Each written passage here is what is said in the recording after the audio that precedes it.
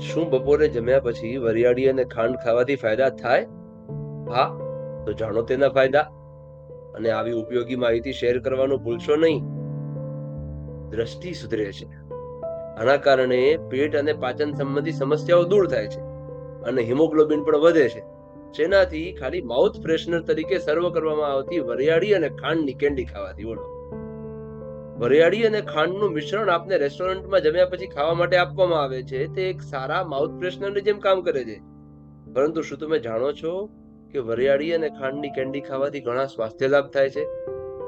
વરિયાળી અને ખાંડ મિક્સ કરીને ખાવાથી તમે લાંબા સમય સુધી સ્વસ્થ રહેશો. તેમાં ઝીંક, સોજા વિરોધી ગુણ, એન્ટીઓક્સિડન્ટ્સ, કેલ્શિયમ, પોટેશિયમ જેવા પોષક તત્વો હોય છે, જે તમારા સ્વાસ્થ્યને સુધારે છે. ઉનાળામાં વરિયાળી અને સાકર ખાવાથી પેટને ઠંડક મળે છે. આ બંને વસ્તુઓ આંખો માટે વરદાન સમાન છે. આવો જાણીએ વરિયાળી અને ખાંડનું એક સાથે સેવન કરવાથી શું ફાયદો થાય છે. પહેલું, પાચન તંત્ર મજબૂત બને છે.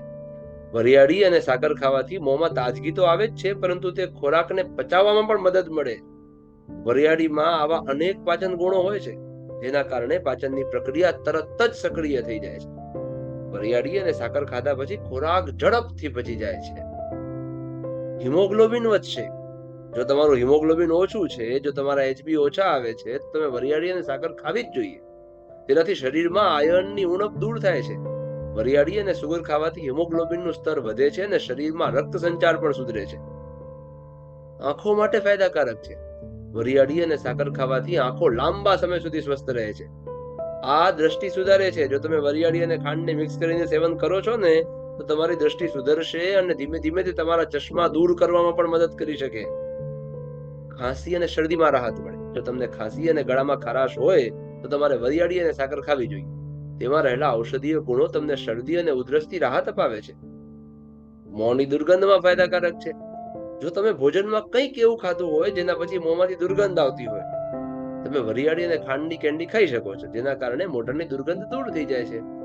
વરિયાળી અને સાકર ખાવાથી શ્વાસની દુર્ગંધ દૂર થાય છે. તે મોઢાના પીએચ સ્તરને જાળવી રાખવામાં પણ મદદ કરે છે અને બેક્ટેરિયાને પણ દૂર રાખે છે. કેટલી સરસ માહિતી છે. આવી જ હેલ્થ ટિપ્સ સંબંધિત માહિતી મેળવવા માટે તમારા 10 મિત્રોને ચેનલ સબસ્ક્રાઇબ કરાવો જ.